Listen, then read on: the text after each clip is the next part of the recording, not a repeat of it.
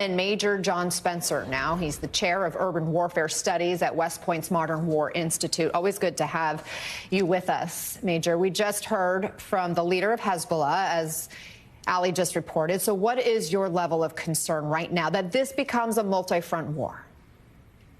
I think what we were thinking Hezbollah's leader might say about them entering the war actually didn't happen. So I think this actually shows a sign that there is actually de-escalation and calmer, especially at the higher level, right? You're not going to control all these proxy groups and they're going to continue to attack. Now, I'm actually sickened by the Hezbollah leader's glorification of what was done on October 7th, but that's what terrorists do. And that's what you would expect, I suppose. Israel, though, says it has encircled Gaza City right now. So let's focus in there. How does the fight change now for Israel as they enter this city?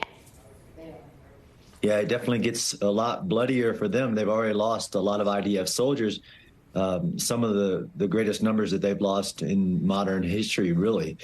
This is going to be combat in hell, but they've actually progressed a lot faster than I thought they would in setting the conditions to isolate really the Hamas stronghold, the Hamas center of gravity, which is Gaza City. But they say they've encircled militarily. That means isolated, so they can set the conditions to enter those block by block attacks from every direction, tunnels that they face and must face to accomplish their mission. What do you see as their priority in terms of strategically how they go about this? This is Hamas territory, obviously. Yeah, I think I agree with the humanitarian concern. Strategically, their biggest concern isn't the fighting. Of course, they're going to approach it very deliberately, like they have with bulldozers and tanks and lots of firepower. But their strategic concern is getting the civilians out of the way. So I think even though the operation is continuing and won't stop, they are taking great steps because they know that all war is a contest of wills, and they need the U.S. support, as in the will and the holding back the international condemnation of a very, actually, in my opinion, deliberate, constrained action. They have to figure out how to move forward without increasing beyond all reasonable expectations civilian casualties. And the pictures coming out of there are just heartbreaking. The civilian casualties are growing, women and children. We know Israeli strikes have hit some refugee camps, damaging at least one UN school, reports of others as well. Israel says Hamas strategically has key locations in or beneath schools and hospitals and residential areas, and that's what they're targeting. But what more can Israel do right now to avoid loss of innocent lives? I mean, I think we believe that almost 80% of the civilians in northern Gaza have successfully evacuated out of the combat areas.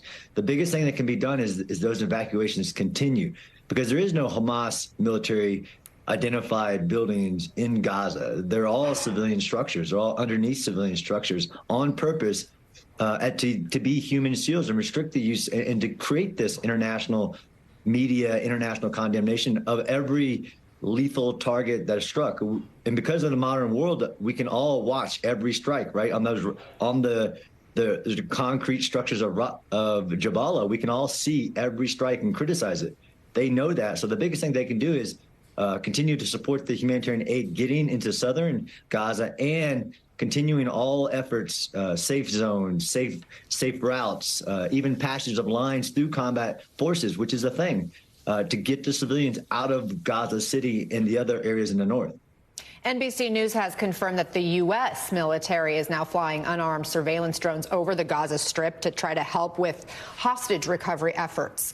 The New York Times was first to report this. Describe how these drones are being used, and is there risk to this kind of U.S. involvement? No, so the drones are used especially in reconnaissance and drilling in on the targets that are based on intelligence. And it's not a surprise to me at all that we would provide these superior, long-term loitering drones with the capability to support intelligence-driven raids and identifying where the hostages are. I think it's actually less of a risk because it is pretty much a standard thing that a drone is not boots on the ground. A drone it's a drone, and many have been shot down over time. It's actually a very supportive way to support Israel in recovery of U.S. citizens directly without actually escalating the involvement. All right, Major John Spencer, I feel like we covered a lot of ground in this conversation. Thank you so much for joining us. Thank you, Anna. When we're back.